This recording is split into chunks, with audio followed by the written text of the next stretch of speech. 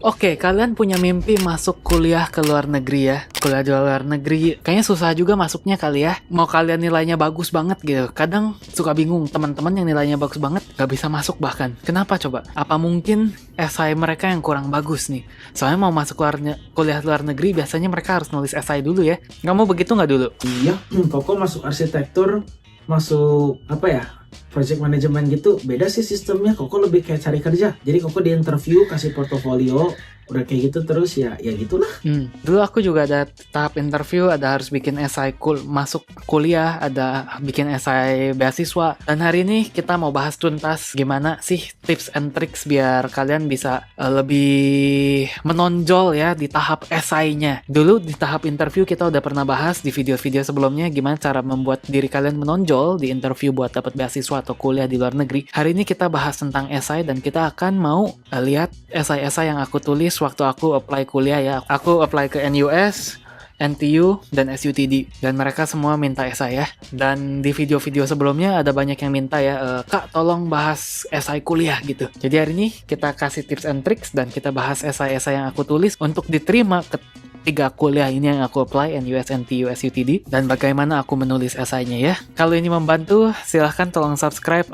Kita channel masih sangat kecil. Akhir tahun ini 2025 kita mau mencapai 1000 subscriber. Ayo kita bisa. Oke, nama saya Raymond Harrison. Saya sudah tinggal di Singapura selama 10 tahun ke belakang. Saya sekarang bekerja sebagai AI engineer di Singapura. Oke, aku adalah perantau kedua. Nama aku adalah William Harrison dan aku sekarang kerja sebagai Business Development Manager di satu perusahaan real estate dan sudah lebih dari 10 tahun di Australia. Oke, jadi sebagai konteks, aku waktu dulu apply kuliah tuh lagi zaman COVID 2019 ke 2020 ya. Di sini aku apply pertama yang aku mau tuh dulu pengen masuk NTU Ilkom, Ilmu Komunikasi Communication Studies. Pilihan kedua aku SUTD Design and Artificial Intelligence yang aku ambil, dan pilihan ketiga NUS Communication Studies juga, tapi itu backup plan aku nggak mau masuk NUS Communication Studies. Kenapa? Karena pada saat itu orang-orang ngomong NUS Communication Studies kurang bagus. Mari kita grab kopi kita masing-masing. Dan hari ini gue nge-wine soalnya gue udah malam, udah jam 11:30. Dan kita bakal mulai podcast ini dengan diskusi essay yang Raymond pernah kerjain untuk masuk kuliah Raymond dan dapatkan beasiswanya.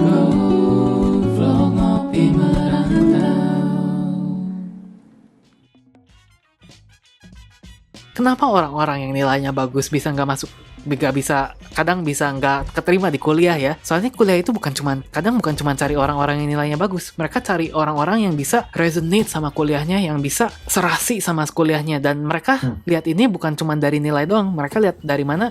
Dari personalitas kalian, dari values-values kalian. Dan mereka tahu ini dari mana? Bukan dari nilai rapot, bukan dari nilai UN gitu ya.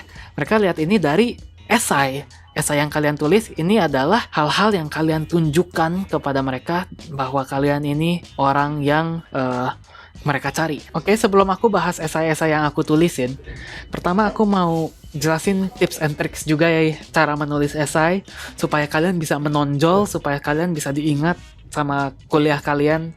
Ini orang yang sangat spesial dan aku mau orang ini. Gimana caranya? Aku bakal jelasin di segmen pertama, dan di segmen kedua aku akan bahas secara langsung esai-esai yang pernah aku tulis. Jadi tonton sampai akhir supaya gak kelewat ya. Jadi tips nomor 1 untuk nulis esai itu bukan buat nyombong-nyombongin kalian juga. Oke lah, harus sombong sedikit. sombong sedikit. Tapi kalau kamu nyombonginnya nggak relevan ya kuliah juga nggak mau kamu gitu. Misalnya kamu apply jurusan masuk ilmu komunikasi gitu ya, terus esai kuliah kamu ngomongin tentang oh aku jago pencak silat gitu kan. Terus hubungannya apa sama kuliah ini gitu. Jadi ya kita juga harus mikir nomor 1. Kalau kamu punya kita harus pencak silat, kamu mau masuk uni, bakal dihargain loh sama uni. Iya, tapi misalnya kalau universitasnya sangat kompetitif, misalnya buat masuk Ilkom di NTU gitu ya. Ilmu komunikasi di NTU itu sekolah ilmu komunikasi terbagus di Asia. Jadi sangat-sangat kompetitif. Kamu mending ambil orang yang jago pencak silat atau kamu mending jago orang yang jago jurnalism gitu. Ya mending yang jago jurnalism lah. Dia sekolah, mereka kan pada extracurricular activity. kalau misalnya ekstrakurikuler activity sekolah tiba-tiba Iya. dapat medali kan kuliah juga mau ya. Ya Bisa memang dikasih beasiswa malah. memang plus poin, tapi buat kalau menurut pandangan aku yang sudah dibahas di tips and tricks beasiswa interview ya, buat masuk beasiswa SMP, SMA, oke, ekstrakurikuler sangat dihargai di Singapura. Tapi kalau buat kuliah mereka lebih mandang nilai prestasi yang lebih relevan lah. Soalnya kuliah mendapatkan prestasi dari mana? Bukan misalnya kuliah teknologi gitu, bukannya kuliah teknologi terkenal karena anak-anaknya jago pencaksilat, nggak gitu. Kuliah teknologi terkenal karena anak-anaknya jago teknologi, karena anak-anaknya jago bikin hal-hal yang baru gitu, berinovasi. Kalau mau kuliah jago pencaksilat ya masuklah kuliah sports gitu ya. Kalau SMP SMA lebih masuk akal soalnya mereka tidak menjurus. Jadi tip nomor 1 itu apa? Tip nomor 1 itu dari aku adalah tempatkanlah diri kalian di posisi kuliah kalian. Kuliah kalian itu kalian ambil perspektif kuliah kalian.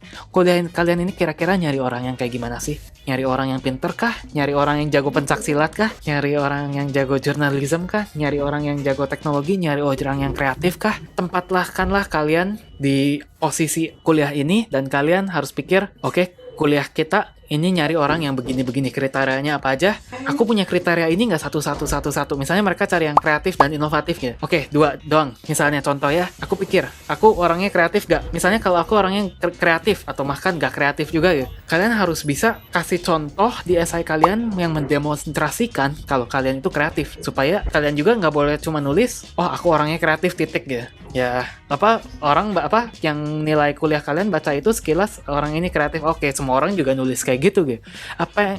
Tips nomor 2, apa yang bikin kalian bisa menonjol, bisa ada X factor, bisa ada wow gitu. Orang ini sekali dia baca esainya nempel di otak. Oh, ini nama orang ini Raymond Harrison tuh yang nulis esai tentang bercerita tentang apa gitu. Bener-bener nempel di otak. Jadi waktu mau seleksi orang yang buat masuk kuliah, lihat nama kamu Raymond Harrison.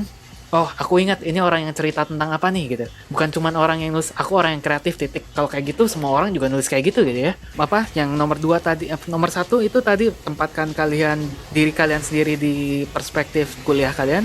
Tips nomor 2 itu kasih contoh. Jadi kasih contoh maksudnya show not tell ya. Jangan ngomong aku orang yang kreatif, show that you are creative. Kasih lihat kalau kalian kreatif, kasih contoh.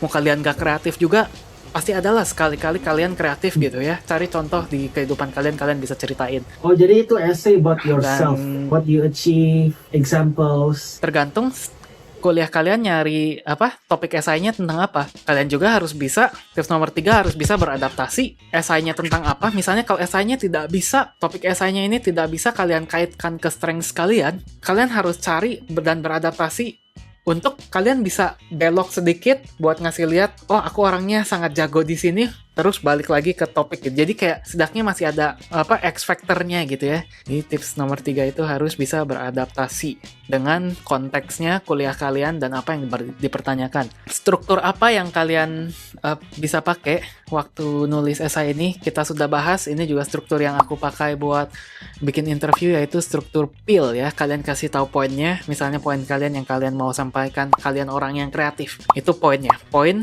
PIL itu apa? Poin, elaborate, explanation, link. Jadi poinnya aku orang kreatif, elaborate, jelasin kenapa kalian kreatif, example, contohnya kalian bisa waktu kalian mendemonstrasikan kekreativitas kalian apa, link balik, karena itu aku orang yang kreatif. Dengan begini struktur esai kalian pun lumayan jelas. Tapi nggak selalu harus PIL juga sih.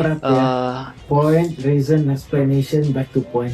Oke, setelah itu, ayo kita lihat esai-esai yang sudah saya tulis waktu saya apply ke NUS, NTU, dan SMU, dan SUTD. Yap, ya ini esaiku nih, NTU doang gitu, titik, kirim. Enggak lah. Nah, jadi di sini esai-esai yang aku tulis waktu aku mau apply kuliah, aku tulis di tahun 2020 awal banget ya. Jadi ini sebelum ada ChatGPT, sebelum ada apa-apa. Sekarang kalian mungkin bisa minta bantu ChatGPT bikin esai kalian juga, tapi nggak boleh 100% jiplak dari ChatGPT, mereka tahu. Dan di sini aku mau kasih lihat beberapa contoh dan cara pikir aku waktu aku membuat esai ini ya. Kamu pengen ilkom, kenapa kamu tiba-tiba jadi AI? Terus kalau kamu belajar ilkom, kamu karirnya apa? Nah kalau kalian mau bahas kenapa aku tiba-tiba first choice aku mau ilkom terus tiba-tiba mencong ke AI, bisa di komen di bawah Kak. Dan aku sudah pernah jelasin di personal channel aku sendiri, silahkan di sini kalau kalian mau tonton kenapa aku reject NUS, NTU buat masuk ke SUTD, aku juga pernah jelasin ya. Padahal NTU dan NUS kan kayak top 15 di dunia gitu ya kuliahnya. Sedangkan SUTD kuliah baru gitu, nggak ada orang yang tahu. Tapi aku tetap pilih SUTD. Kenapa? Kalau kalian mau bahas di bahasa Indo, soalnya yang di video aku ini bahasa Inggris, silahkan komen di bawah. Oke, kita lihat ke esai yang pertama aku lakukan. Ini esai untuk NTU ya. Hey, jangan skip dulu video ini. Percaya nggak kalian kalau aku bisa bikin kartu ini melayang ya? Kalau aku bisa, kalian harus janji subscribe ke channel-channel kami dan tonton video kami yang lainnya ya. Ayo kita lihat. Hey, hey, melayang beneran ini. Hey, sesuai janji.